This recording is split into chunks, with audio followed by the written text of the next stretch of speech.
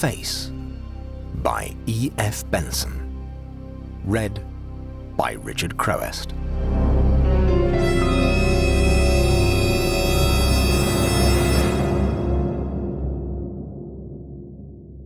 Hester Ward, sitting by the open window on this hot afternoon in June, began seriously to argue with herself about the cloud of foreboding and depression which had encompassed her all day, and, very sensibly, she enumerated to herself the manifold causes for happiness in the fortunate circumstances of her life. She was young, she was extremely good-looking, she was well off, she enjoyed excellent health, and above all she had an adorable husband and two small, adorable children. There was no break, indeed, anywhere in the circle of prosperity which surrounded her, and had the wishing cap been handed to her that moment by some beneficent fairy, she would have hesitated to put it on her head, for there was positively nothing that she could think of which would have been worthy of such solemnity. Moreover, she could not accuse herself of a want of appreciation of her blessings. She appreciated enormously, she enjoyed enormously, and she thoroughly wanted all those who so munificently contributed to her happiness to share in it. She made a very deliberate review of these things, for she was really anxious, more anxious indeed than she admitted to herself, to find anything tangible which could possibly warrant this ominous feeling of approaching disaster. Then there was the weather to consider. For the last week London had been stiflingly hot, but if that was the cause, why had she not felt it before? Perhaps the effect of these broiling, airless days had been cumulative. That was an idea, but frankly it did not seem a very good one, for as a matter of fact she loved the heat. Dick, who hated it, said that it was odd he should have fallen in love with a salamander. She shifted her position, sitting up straight in this low window seat, for she was intending to make a call on her courage. She had known from the moment she awoke this morning what it was that lay so heavy on her, and now, having done her best to shift the reason of her depression onto anything else, and having completely failed, she meant to look the thing in the face. She was ashamed of doing so, for the cause of this leaden mood of fear which held her in its grip was so trivial, so fantastic, so excessively silly. "Yes, there never was anything so silly," she said to herself. "I must look at it straight and convince myself how silly it is." She paused a moment, clenching her hands. "Now for it," she said. She had had a dream the previous night, which years ago used to be familiar to her, for again and again when she was a child she had dreamed it. In itself the dream was nothing, but in those childish days, whenever she had this dream which had visited her last night, it was followed on the next night by another, which contained the source and the core of the horror, and she would awake screaming and struggling in the grip of overwhelming nightmare. For some 10 years now she had not experienced it, and would have said that, though she remembered it, it had become dim and distant to her. But last night she had had that warning dream which used to herald the visitation of the nightmare, and now that whole storehouse of memory, crammed as it was with bright things and beautiful, contained nothing so vivid. The warning dream, the curtain that was drawn up on the succeeding night and disclosed the vision she dreaded, was simple and harmless enough in itself. She seemed to be walking on a high, sandy cliff covered with short down grass. 20 yards to the left came the edge of this cliff, which sloped steeply down to the sea that lay at its foot. The path she followed led through fields bounded by low hedges and mounted gradually upwards. She went through some half-dozen of these, climbing over the wooden stiles that gave communication. Sheep grazed there, but she never saw another human being. And always it was dusk, as if the evening was falling, and she had to hurry on because someone, she knew not whom, was waiting for her, and had been waiting not a few minutes only, but for many years. Presently, as she mounted this slope, she saw in front of her a copse of stunted trees, growing crookedly under the continual pressure of the wind that blew from the sea. And when she saw those, she knew her journey was nearly done, and that the nameless one, who had been waiting for her so long, was somewhere close at hand. The path she followed was cut through this wood, and the slanting boughs of the trees on the seaward side almost roofed it in. It was like walking through a tunnel.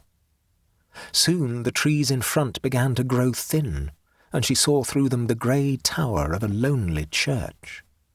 It stood in a graveyard, apparently long disused, and the body of the church which lay between the tower and the edge of the cliff was in ruins, roofless, and with gaping windows round which ivy grew thickly. At that point this prefatory dream always stopped.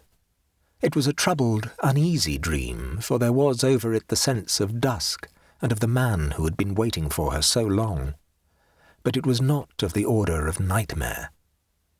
Many times in childhood she had experienced it, and perhaps it was the subconscious knowledge of the night that so surely followed it which gave it its disquiet. And now, last night, it had come again, identical in every particular, but one. For last night it seemed to her that in the course of those 10 years which had intervened since last it had visited her, the glimpse of the church and churchyard was changed. The edge of the cliff had come nearer to the tower, so that now it was within a yard or two of it, and the ruined body of the church, but for one broken arch that remained, had vanished. The sea had encroached, and for 10 years had been busily eating at the cliff. Hester knew well that it was this dream and this alone which had darkened the day for her, by reason of the nightmares that used to follow it. And, like a sensible woman, having looked it once in the face, she refused to admit into her mind any conscious calling up of the sequel. If she let herself contemplate that, as likely or not the very thinking about it would be sufficient to ensure its return. And of one thing she was very certain, namely, that she didn't at all want it to do so. It was not like the confused jumble and jangle of ordinary nightmare. It was very simple, and she felt it concerned the nameless one who waited for her. But she must not think of it. Her whole will and intention was set on not thinking of it, and to aid her resolution there was the rattle of Dick's latchkey in the front door, and his voice calling her. She went out into the little square front hall. There he was, strong and large and wonderfully undreamlike. "This heat's a scandal, it's an outrage, it is an abomination of desolation," he cried, vigorously mopping. "What have we done that Providence should place us in this frying pan? Let us thwart him, Hester, let us drive out of this inferno and have our dinner I'll whisper it so that he shan't overhear, at Hampton Court." She laughed. This plan suited her excellently. They would return late after the distraction of a fresh scene, and dining out at night was both delicious and stupefying. "The very thing," she said, "and I'm sure Providence didn't hear. Let's start now." "Rather. Any letters for me?" He walked to the table where there were a few rather uninteresting-looking envelopes with halfpenny stamps. "Receipted bill," he said. "Just a reminder of one's folly in paying it. Circular, unasked advice to invest in German marks, circular begging letter beginning 'Dear Sir' or 'Madam'. Such impertinence to ask one to subscribe to something without ascertaining one's sex. Private view, portraits at the Walton Gallery. Can't go, business meetings all day. You might like to have a look in, Hester. Someone told me there were some fine Van Dycks. That's all. Let's be off."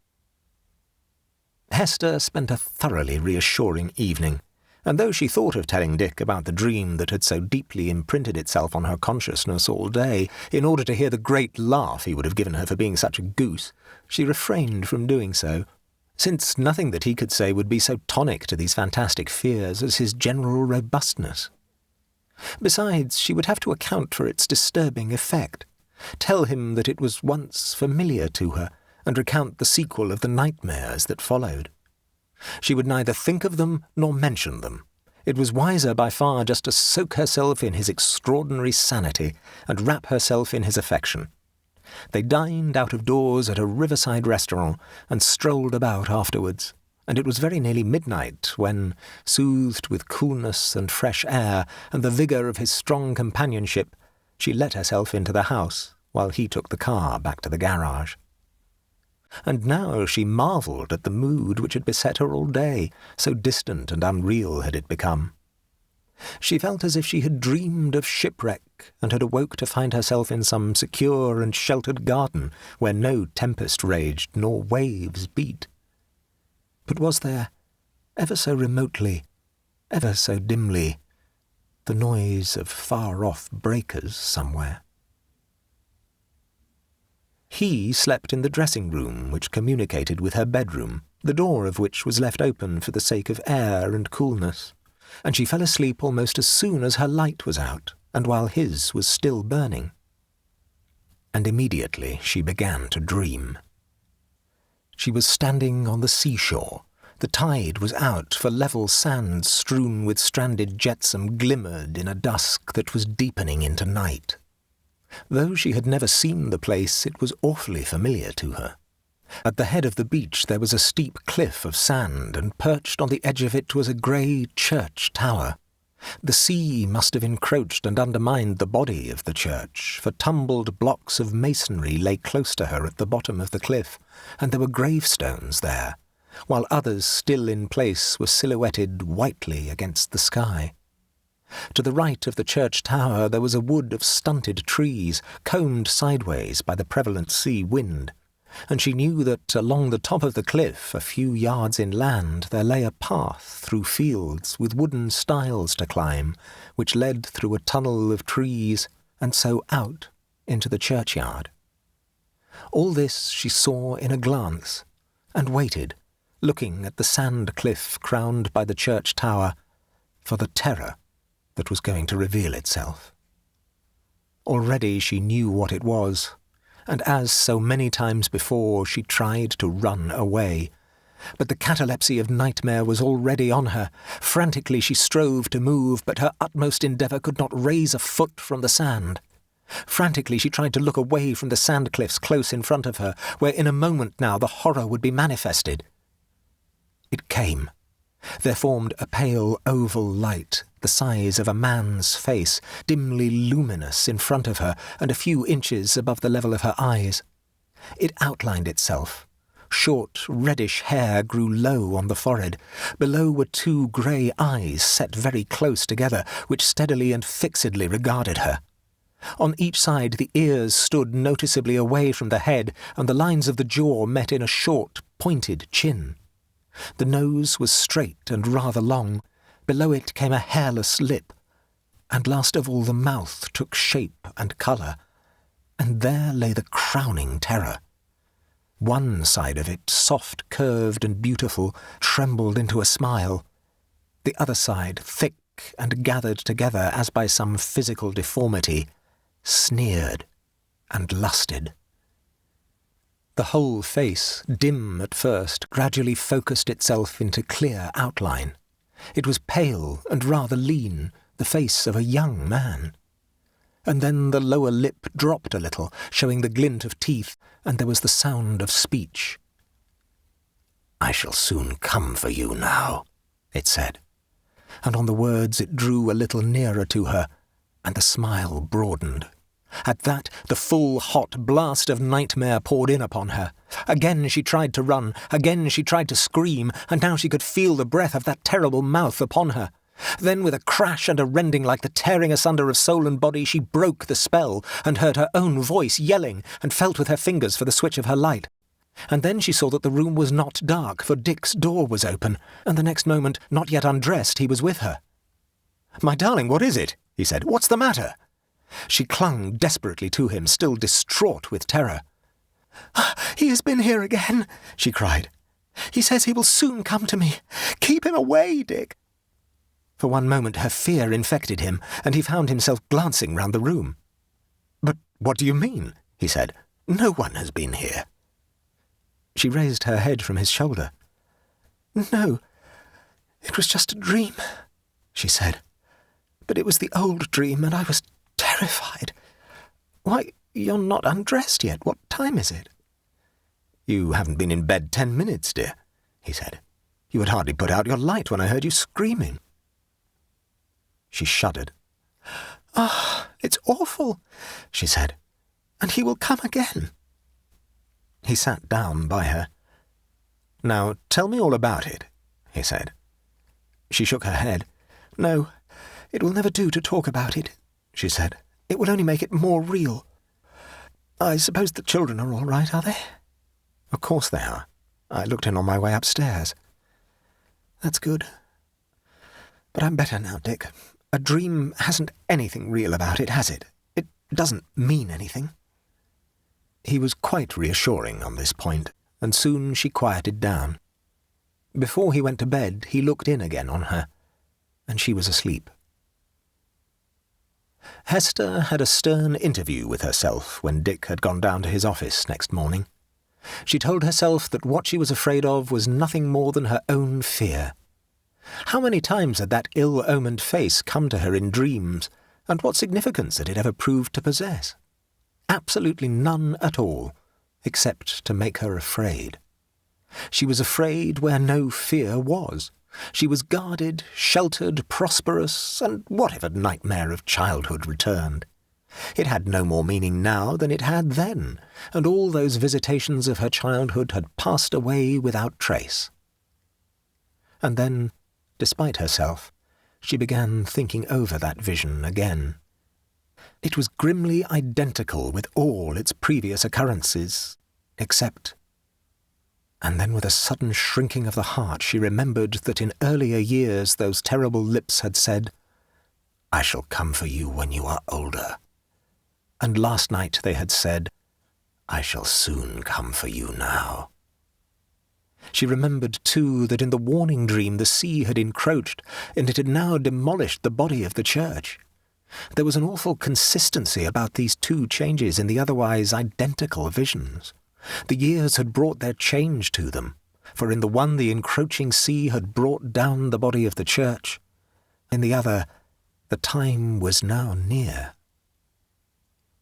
It was no use to scold or reprimand herself, for to bring her mind to the contemplation of the vision meant merely that the grip of terror closed on her again.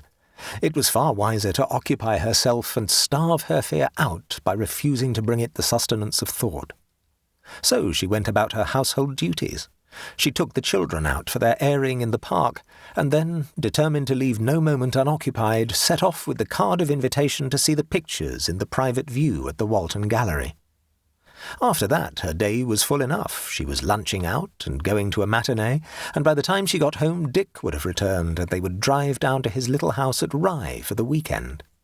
All Saturday and Sunday she would be playing golf, and she felt that fresh air and physical fatigue would exorcise the dread of these dreaming fantasies. The gallery was crowded when she got there. There were friends among the sightseers, and the inspection of the pictures was diversified by cheerful conversation. There were 2 or 3 fine Raeburns, a couple of Sir Joshuas, but the gems, so she gathered, were 3 Van Dycks that hung in a small room by themselves. Presently she strolled in there, looking at her catalogue. The first of them she saw was a portrait of Sir Roger Wyburn. Still chatting to her friend, she raised her eye and saw it. Her heart hammered in her throat, and then seemed to stand still altogether. A qualm as of some mental sickness of the soul overcame her, for there in front of her was he who would soon come for her. There was the reddish hair, the projecting ears, the greedy eyes set close together, and the mouth smiling on one side and on the other gathered up into the sneering menace that she knew so well. It might have been her own nightmare rather than a living model which had sat to the painter for that face. "Ah, what a portrait, and what a brute," said her companion. "Look, Hester, isn't that marvellous?" She recovered herself with an effort. To give way to this ever-mastering dread would have been to allow nightmare to invade her waking life, and there, for sure, madness lay. She forced herself to look at it again, but there were the steady and eager eyes regarding her. She could almost fancy the mouth began to move. All round her the crowd bustled and chattered, but to her own sense she was alone there with Roger Wyburn. And yet, so she reasoned with herself, this picture of him, for it was he and no other, should have reassured her. Roger Wyburn, to have been painted by Van Dyck, must have been dead near on 200 years. How could he be a menace to her? Had she seen that portrait by some chance as a child? Had it made some dreadful impression on her, since overscored by other memories, but still alive in the mysterious subconscious which flows eternally like some dark underground river beneath the surface of human life? Psychologists taught that these early impressions fester or poison the mind like some hidden abscess. That might account for this dread of one, nameless no longer, who waited for her. That night down at Rye there came again to her the prefatory dream, followed by the nightmare, and clinging to her husband as the terror began to subside, she told him what she had resolved to keep to herself. Just to tell it brought a measure of comfort, for it was so outrageously fantastic, and his robust common sense upheld her. But when, on their return to London, there was a recurrence of these visions, he made short work of her demur, and took her straight to her doctor. "Tell him all, darling," he said. "Unless you promise to do that, I will. I can't have you worried like this. It's all nonsense, you know, and doctors are wonderful people for curing nonsense." She turned to him. "Dick, you're frightened," she said quietly. He laughed. "I'm nothing of the kind," he said, "but I don't like being awakened by your screaming. Not my idea of a peaceful night. Here we are." The medical report was decisive and peremptory. There was nothing whatever to be alarmed about. In brain and body she was perfectly healthy, but she was run down. These disturbing dreams were, as likely as not, an effect, a symptom of her condition, rather than the cause of it, and Dr. Baring unhesitatingly recommended a complete change to some bracing place.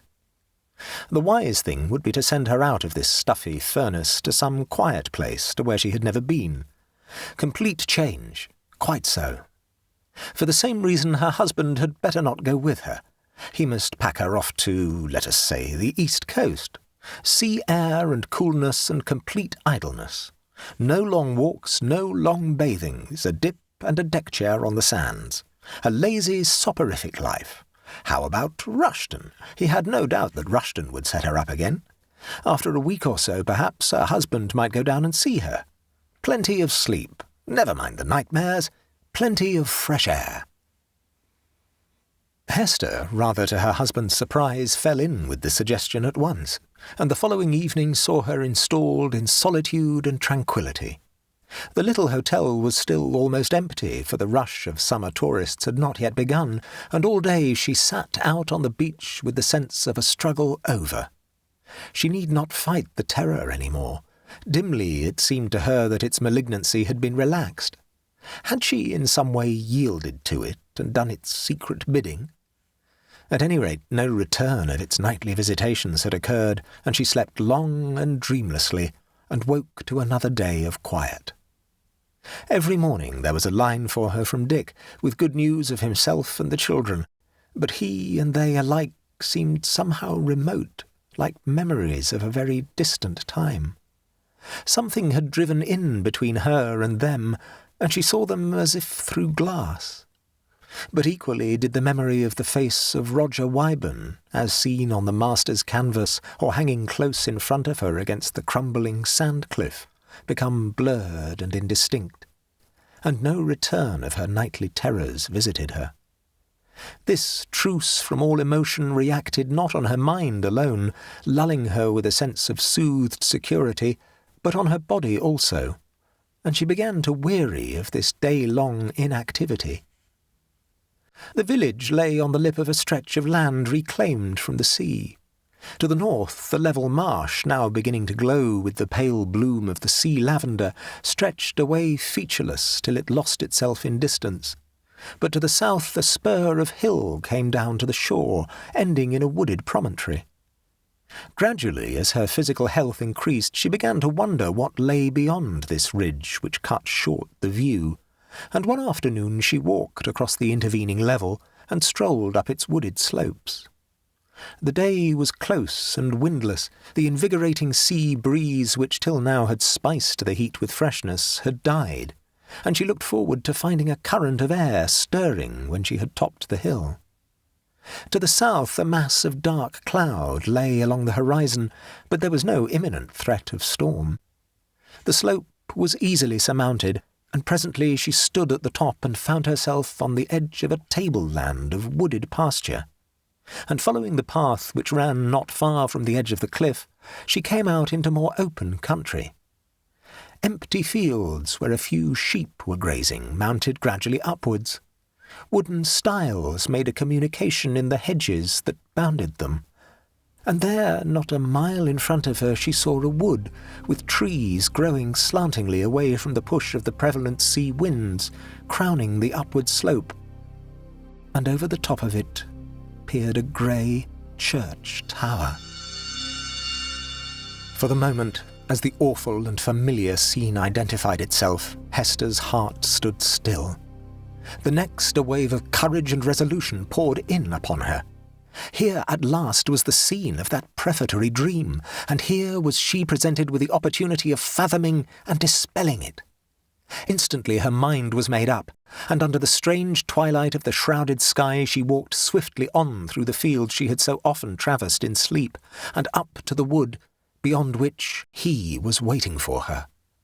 She closed her ears against the clanging bell of terror which now she could silence for ever, and unfalteringly entered that dark tunnel of wood. Soon in front of her the trees began to thin, and through them, now close at hand, she saw the church tower. In a few yards farther she came out of the belt of trees, and round her were the monuments of a graveyard long disused. The cliff was broken off close to the church tower. Between it and the edge there was no more of the body of the church than a broken arch, thick hung with ivy. Round this she passed and saw below the ruin of fallen masonry, and the level sand strewn with headstones and disjected rubble, and at the edge of the cliff were graves already cracked and toppling. But there was no one here. None waited for her, and the churchyard where she had so often pictured him was as empty as the fields she had just traversed. A huge elation filled her. Her courage had been rewarded, and all the terrors of the past became to her meaningless phantoms. But there was no time to linger, for now the storm threatened, and on the horizon a blink of lightning was followed by a crackling peal. Just as she turned to go, her eye fell on a tombstone that was balanced on the very edge of the cliff, and she read on it that here lay the body of Roger Wyburn. Fear, the catalepsy of nightmare, rooted her for the moment to the spot. She stared in stricken amazement at the moss-grown letters. Almost she expected to see that fell terror of a face rise and hover over his resting place. Then the fear which had frozen her lent her wings, and with hurrying feet she sped through the arched pathway in the wood and out into the fields. Not one backward glance did she give till she had come to the edge of the ridge above the village, and, turning, saw the pastures she had traversed empty of any living presence. None had followed, but the sheep, apprehensive of the coming storm, had ceased to feed, and were huddling under shelter of the stunted hedges. Her first idea in the panic of her mind was to leave the place at once, but the last train for London had left an hour before. And besides, where was the use of flight if it was the spirit of a man long dead from which she fled? The distance from the place where his bones lay did not afford her safety. That must be sought for within. But she longed for Dick's sheltering and confident presence. He was arriving in any case tomorrow, but there were long dark hours before tomorrow, and who could say what the perils and dangers of the coming night might be? If he started this evening instead of tomorrow morning, he could motor down here in 4 hours, and would be with her by 10 o'clock or 11. She wrote an urgent telegram. "Come at once," she said. "Don't delay." The storm, which had flickered in the south, now came quickly up, and soon after it burst in appalling violence. For preface, there were but a few large drops that splashed and dried on the roadway as she came back from the post office, and just as she reached the hotel again the roar of the approaching rain sounded, and the sluices of heaven were opened. Through the deluge flared the fire of lightning. The thunder crashed and echoed overhead, and presently the street of the village was a torrent of sandy, turbulent water. And sitting there in the dark, one picture leapt, floating before her eyes, that of the tombstone of Roger Wyburn, already tottering to its fall at the edge of the cliff of the church tower. In such rains as these, acres of the cliffs were loosened. She seemed to hear the whisper of the sliding sand that would precipitate those perished sepulchres, and what lay within, to the beach below. By 8 o'clock the storm was subsiding, and as she dined she was handed a telegram from Dick, saying that he had already started and sent this off en route. By 10:30, therefore, if all was well, he would be here, and somehow he would stand between her and her fear. Strange how a few days ago both it and the thought of him had become distant and dim to her. Now the one was as vivid as the other, and she counted the minutes to his arrival. Soon the rain ceased altogether, and looking out of the curtained window of her sitting-room, where she sat watching the slow circle of the hands of the clock, she saw a tawny moon rising over the sea. Before it had climbed to the zenith, before her clock had twice told the hour again, Dick would be with her. It had just struck 10 when there came a knock at her door, and the page-boy entered with the message that a gentleman had come for her. Her heart leaped at the news. She had not expected Dick for half an hour yet, and now the lonely vigil was over. She ran downstairs, and there was the figure standing on the step outside. His face was turned away from her. No doubt he was giving some order to his chauffeur. He was outlined against the white moonlight, and in contrast with that, the gas jet in the entrance just above his head gave his hair a warm, reddish tinge. She ran across the hall to him. "Ah, my darling, you've come," she said.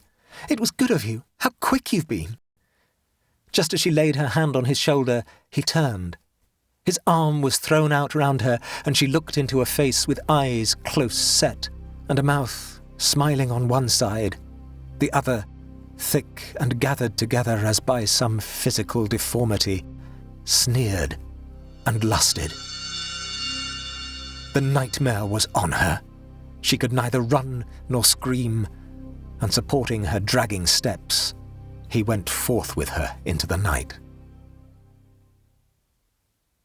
Half an hour later, Dick arrived. To his amazement, he heard that a man had called for his wife not long before, and that she had gone out with him. He seemed to be a stranger here, for the boy who had taken his message to her had never seen him before, and presently surprise began to deepen into alarm. Inquiries were made outside the hotel, and it appeared that a witness or two had seen the lady, whom they knew to be staying there, walking hatless along the top of the beach, with a man whose arm was linked in hers. Neither of them knew him, but one had seen his face, and could describe it. The direction of the search thus became narrowed down, and though with a lantern to supplement the moonlight they came upon footprints which might have been hers, there were no marks of any who walked beside her. But they followed these until they came to an end, a mile away, in a great landslide of sand which had fallen from the old churchyard on the cliff, and had brought down with it half the tower, and a gravestone with the body that had lain below. The gravestone was that of Roger Wyburn, and his body lay by it, untouched by corruption or decay, though 200 years had elapsed since it was interred there. For a week afterwards the work of searching the landslide went on, assisted by the high tides that gradually washed it away. But no further discovery was made.